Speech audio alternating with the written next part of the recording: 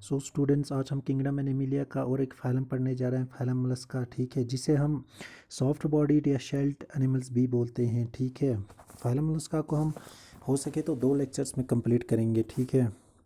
अच्छा, सबसे पहली बात तो फाइलम मोलस्का या सॉफ्ट बॉडीड या शेल्ड एनिमल जिनको बोलते हैं, उनका जो स्टडी है उसको हम बोलते हैं मिलाइकोलॉजी। ठीक है, इनके स्टडी को क्या बोलते हैं? मिलाइकोलॉजी बोलते हैं। ठीक है, मिलाइकोलॉजी। और ये जो है ये phylum it is the second largest phylum होता है आर्थ्रोपोड्स के बाद। ठीक है, सेकंड लार्जेस्ट एनिमल फाइलम है। इसमें almost 1 lakh living species present होते हैं। ठीक है, इसीलिए सेकंड लार्जेस्ट फाइलम होता है किसका? किंगडम एनिमिलिया का। ठीक है।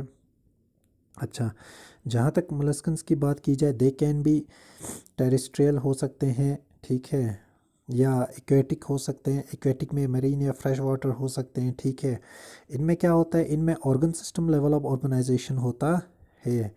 और जहाँ तक सिमेट्री की बात है तो ये बायलैटरली सिमेट्रिकल होता है, लेकिन इनमें जो यूनिवॉल्व्स होते हैं ना, ठीक है, वो नहीं होते बायलैटरल सिमेट्री। ठीक है, ये याद रखना। आपके एनसीईआरटी में सिर्फ यहाँ पे इसने शॉर्ट में बायलैटरल सिमेट्री दिया है।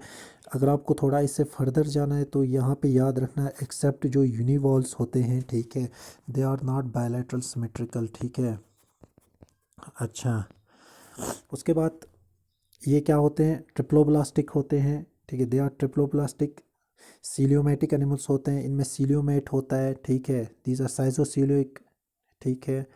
अच्छा, उसके बाद क्या होता है? ये बॉडी वाला आप फिलहाल ऐसे ही रखो, जो इसका बॉडी जो स्ट्रक्चर है। ठीक है, इसके लिए हम एक अच्छा सा एक लेक्चर बनाएंगे। ठीक है, उसके बाद हम इसका सीधे जाएंगे। बॉडी वाला भी आप ऐसे ही रखो।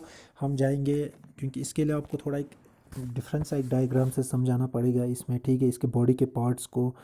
तो उसके बाद जाएंगे। आज फ़िलहाल हम वही करेंगे जो जनरल है। ठीक है, जो जनरल हमें पढ़ते आ रहे हैं। ठीक है, क्योंकि इसका बॉडी पार्ट थोड़ा एक्सप्लेन करना पड़ेगा। थोड़ा डिफरेंट सा है अभी तक जो हमने पढ़ा। बाकी सारे ऑलमोस्ट इट्स सेम। ठीक है, डाइजेस्टिव सिस्टम की बात की जाए तो कंप्लीट डाइजेस्टिव सिस्टम है। जब मैं बोल रहा हूँ कंप्लीट डाइजेस्टिव सिस्टम है तो naturally tube with in the tube body plan होगा। ठीक है, क्या होगा? It has a tube with in a tube body plan होगा। ठीक है। अच्छा, इनमें एक ऑर्गन होता है जिसे हम रेड्यूला बोलते हैं। ठीक है, आई होप इसने कहीं पे लिखा होगा। इनमें एक ऑर्गन होता है जिसे हम क्या बोलते हैं? रेड्यूला बोलते हैं। ठीक है, यहाँ पे इसने डिस्क्राइब किया है।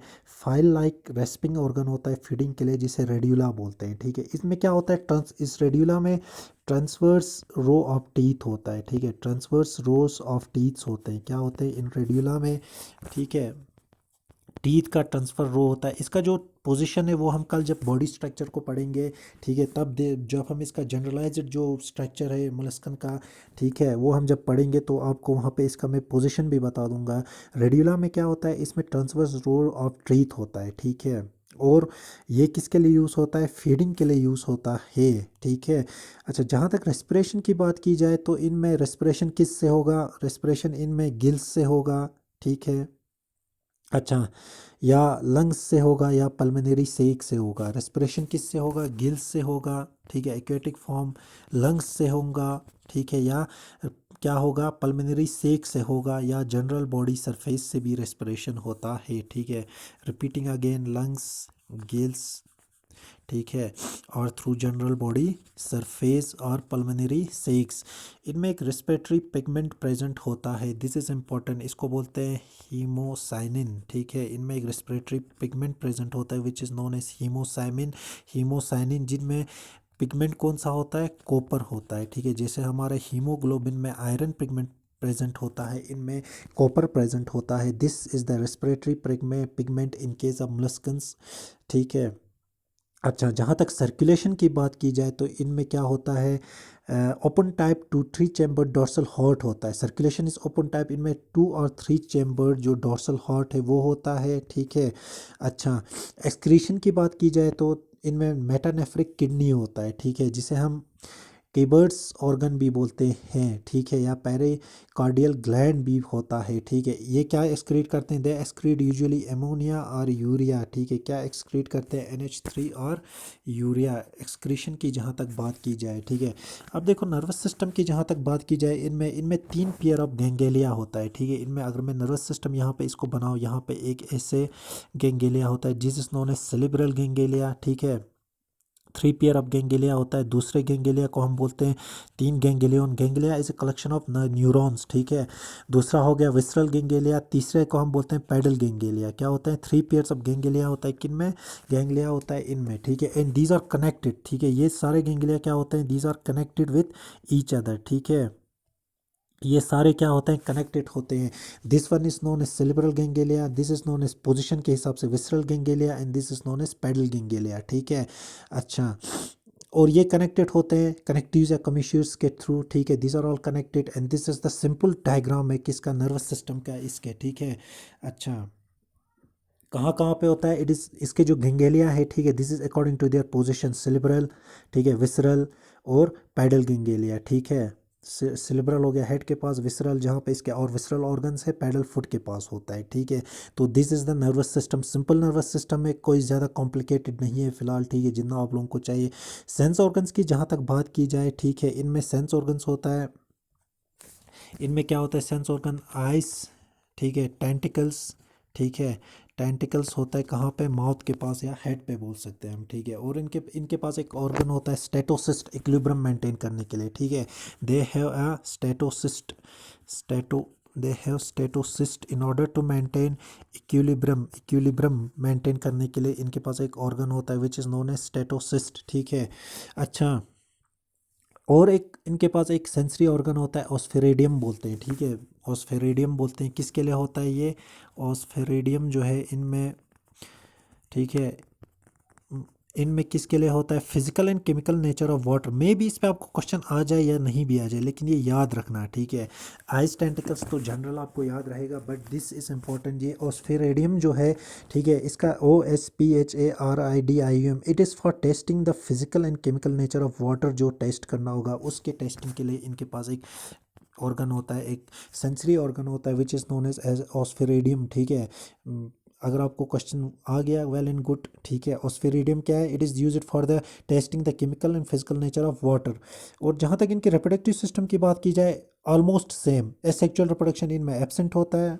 I don't know if it is described some here और नॉट, ठीक है। अच्छा, इनमें क्या होता है? यहाँ पे लिखा हुआ है इसलिए they are usually dioecious, unisexual. Dioecious मतलब सेपरेट सेक्सेस। ओविपेरस होता है। अच्छा, फर्टिलाइजेशन जनरली एक्सटर्नल होता है। डेवलपमेंट इनडायरेक्ट होता है, जिसमें एक फ्री स्विमिंग लार्वा, अगर बात की जाए तो टोकोफोर लार्वा होता है। यही टोकोफोर जो फ्री स्विमिंग लार्वा होता है ना इनमें, ठीक है। अच्छा, ये जो टोकोफोर लार्वा होता है इनमें, ठीक है, टोकोफोर जो लार्वा होता है, इसी लार्वा की वजह से हम बोलते हैं these molluscans are descended from annelid like ancestors. में भी आपको क्वेश्चन आ जाए, ठीक है।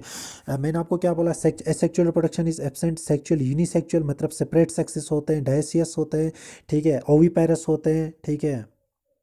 अच्छा, और फर्टिलाइजेशन क्या होता है? एक्सटर्नल हो गया, तभी ओविपायरस हो सकता है, ठीक है। डेवलपमेंट क्या होगा? एक free swimming trochophore larva, and this is important. This trochophore larva shows the molluscans is we assume from this presence of this trochophore larva in this phylum, ठीक है। अच्छा, we assume from the presence of this trochophore larva in this phylum these the molluscans have descended from annelid like ancestors, ठीक है। अच्छा, या glochidium भी हो सकता है, ठीक है। अच्छा, यूजुअली हम पहले को I don't think it's important for you, but remember glochidium. मगर सबसे इंपॉर्टेंट याद रखना, टोकोफोर लार्वा इज इंपॉर्टेंट, ठीक है। ये इससे हम एज्यूम करते हैं कि ये डिसेंट हुआ है किससे? एनिलीड्स से, ठीक है। अच्छा, जहाँ तक इसकी बात की जाए इनके एग्जांपल्स की, it is define it here apple snail, ठीक है, पहला पेनिक्टेडा और पर्ल ओयस्टर, ठीक है, सीपिया कटल फिश, ठीक है। मे भी आपको इनके कॉमन नेम और ये आ जाए, क्वेश्चंस आ जाए इस पे, ठीक है। Octopus is known as devil fish, ठीक है। Dentalium is known as tusk shell, ठीक है। तो ये इसमें इस जो फाइलम हमारा मोलस्कन से, now what remains in this phylum is a general body structure, ठीक है। जनरलाइज जो स्ट्रक्चर है वो हम नेक्स्ट टॉपिक में डिस्कस करेंगे, क्योंकि वो थोड़ा सा डायग्राम के थ्रू एक्सप्लेन करना पड़ेगा which is not shown in your NCERT, ठीक है। सो आई होप आपको ये अंडरस्टैंड हो गया होगा, एंड इसके एग्जांपल्स आपके एनसीईआरटी से यहाँ पे दिया हुआ है, ठीक है। यहाँ पे पहला और ऑक्टोपस का एग्जांपल दिया विच आर मोलस्कन्स, ठीक है। तो आई होप आप लोगों को ये समझ आ गया होगा। Thank you and have a nice day.